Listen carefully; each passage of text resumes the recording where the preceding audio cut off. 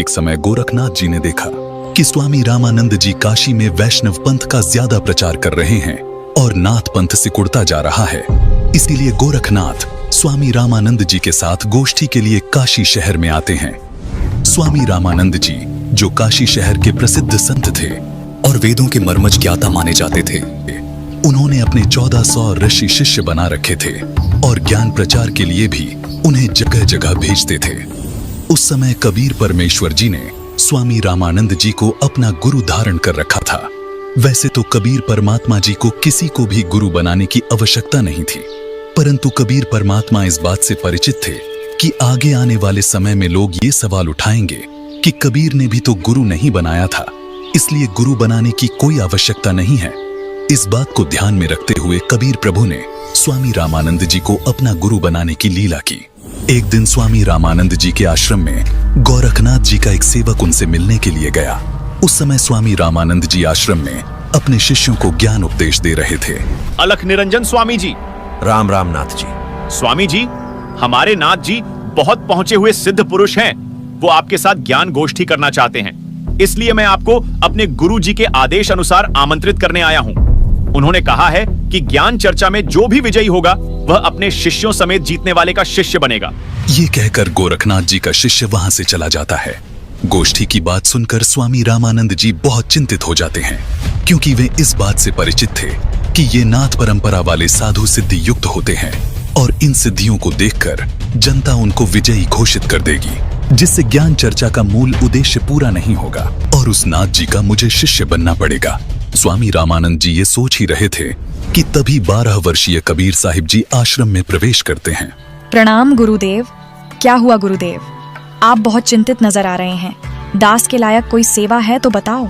हे कबीर जी, कोई नाथ जी आए थे और उन्होंने स्वामी जी के साथ गोष्ठी करने को कहा है कि जो गोष्ठी के लिए नहीं आएगा तो वो हारा माना जाएगा, और दूसरी शर्त ये रखी है कि जो हार जाएगा वह जीतने वाले का सह अनुयायी शिष्य बनेगा। हे स्वामी जी, संतों को हार जीत की चिंता नहीं करनी चाहिए। हमें उस नाथ जी का सामना करना चाहिए और गोष्ठी में अवश्य चलना चाहिए। फिर मैं आपका दास भी तो आपके साथ हूँ। हे भगवान, आप कह रहे हैं तो मैं अवश्य ही चलूंगा। अब मुझे कोई चिंता नहीं। कबीर साहिब जी अपने मुंह बोले। गुरुजी स्वामी रामानंद जी के साथ ज्ञान गोष्ठी में जाने के लिए तैयार होते हैं। वो वैष्णव पंथी वेशभूषा पहन लेते हैं, माथे पर तिलक, गले में तुलसी की लकड़ी की माला, टोपी, झोली, सिक्का व एक फावड़ी। स्वामी जी व कबीर जी कुछ अन्य शिष्यों के साथ निश्चित समय और स्थान पर गोरखनाथ जी से गोष्ठी करने पहुंच जाते हैं। गंगा नदी से 500 फुट की दूरी पर गोरखनाथ उच्च आसन पर बैठे दिखाई देते हैं और बगल में 7 फुट ऊंचा त्रिशूल भी जमीन में गड़ा दिखाई देता है और स्वामी जी के लिए भी आसन लगा दिखाई देता है। आ गए रामानंद जी।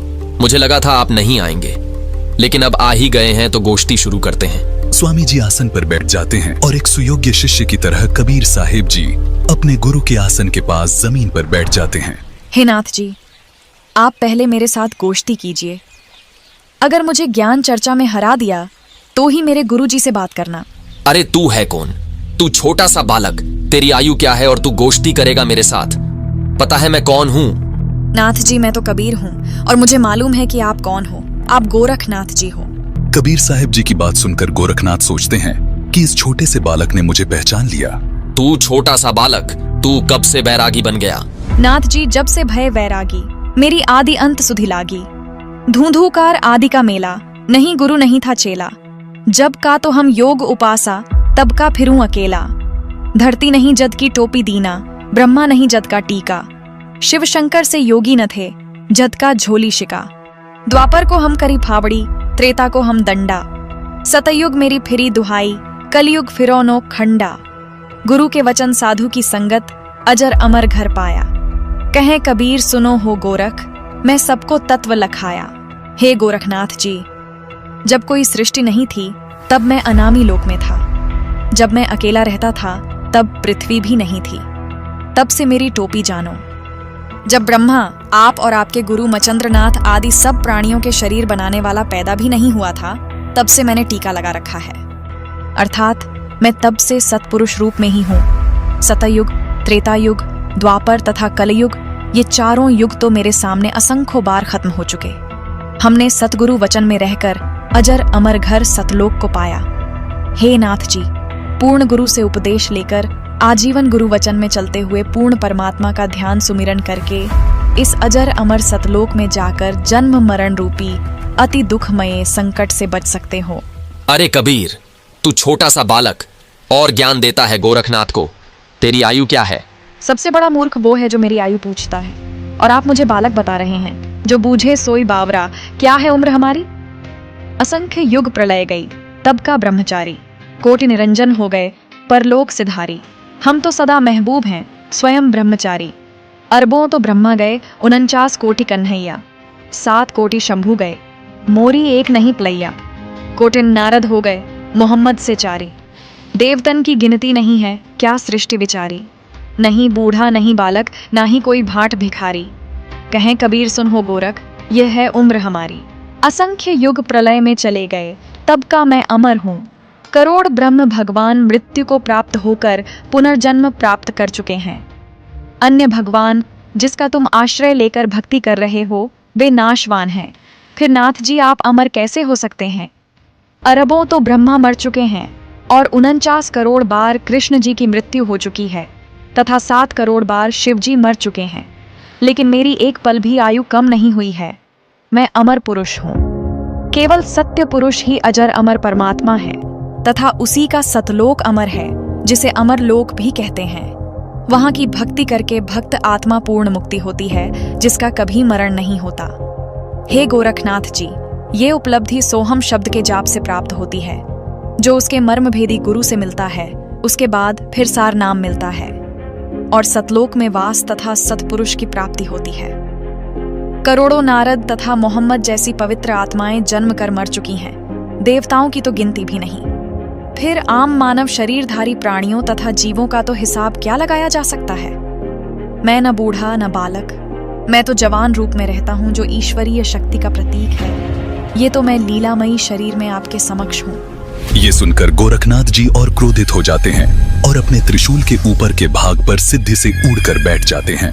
कबीर, यदि तू इतना महान है तो मेरे बराबर में आकर बातें कर। हे नाथ जी, हम ज्ञान गोष्ठी के लिए आए हैं, न कि ये नाटक करने के लिए।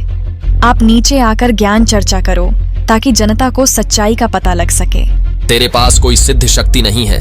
तू और तेरा गुरु दुनिया को गुमराह कर रहे हो। आज तुम्हारी पोल खुलेगी। अगर शक्ति है तो आओ बराबर में, यहीं चर्चा करेंगे, नहीं तो हार स्वीकार कर लो। ठीक है गोरखनाथ जी। कबीर जी अपनी कुर्ते की जेब से 150 फीट लंबी धागे की रील निकालते हैं और उसके एक छोर को पकड़कर सीधा ऊपर की तरफ फेंक देते हैं। धागा सीधा खड़ा हो जाता है और कबीर साहिब जी उस धागे के अंतिम छोर पर जा बैठते हैं।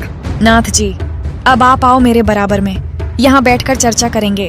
गोरखनाथ ज्यों ही ऊपर की तरफ उठते हैं, वैसे ही धड़ाम से नीचे गिर जाते हैं।